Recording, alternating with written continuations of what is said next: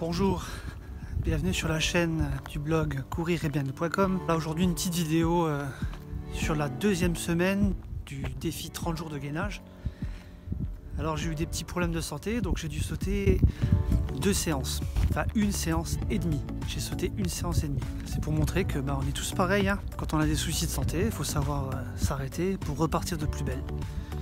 Et c'est ce qui fait la beauté de la chose, c'est que on peut avoir des couacs dans la vie, mais il faut savoir rebondir. J'ai laissé passer la séance où j'ai pas pu faire, allonger, récupérer, puis maintenant c'est reparti. J'ai quand même fait quelques petites recherches encore pour agrémenter le programme. Donc je me suis rendu compte d'un truc, c'est que pour tout ce qui est gainage profond, les muscles profonds, ce qui est important, c'est de bien rentrer le ventre, de le contracter légèrement. Il ne faut pas le laisser balancer. Il faut le rentrer un peu et en le contractant, ça travaille encore mieux. Donc il ne faut pas hésiter, quand on fait la planche, le gainage, on contracte un peu plus. Même pour les abdos, quand vous faites les abdos, il faut rentrer un peu le ventre. Il existe des exercices de respiration aussi pour ça.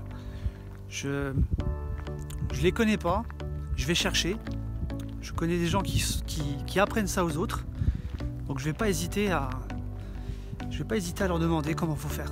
Autre chose, je me suis rendu compte d'un truc, c'est que le gainage n'a en rien handicapé mes performances. C'est-à-dire que j'ai fait une course à pied samedi soir de nuit, j'ai ressenti aucune douleur et au contraire, j'ai même explosé niveau performance personnelle. Je me suis bien senti, j'ai bien couru et je me suis même rendu compte que arrivé à un certain niveau, maintenant que la routine elle est ancrée, je peux très bien faire mon gainage, en tout cas quelques parties du défi, le même jour que la course à pied. J'avais dit qu'il ne fallait pas le faire. Maintenant je me sens bien, j'ai pas de douleur, encore un petit peu mal au dos. Mais bon, j'ai toujours mal au dos, donc un peu comme tout le monde, hein. Donc rester un peu sensible à cette douleur du dos, mais on peut le faire en même temps que la course à pied. Il y a d'ailleurs des personnes qui courent quasiment tous les jours, qui pratiquent du sport quasiment tous les jours, qui m'ont confirmé que ça les gênait en rien de faire du gainage ou des pompes, des abdos, du squat, des choses comme ça, de manière légère, tous les jours, voire le même jour que votre séance de sport. Donc n'hésitez pas.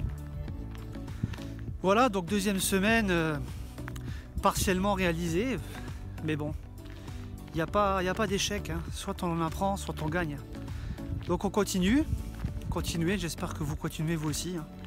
Et puis je vous dis à la semaine prochaine. Ciao!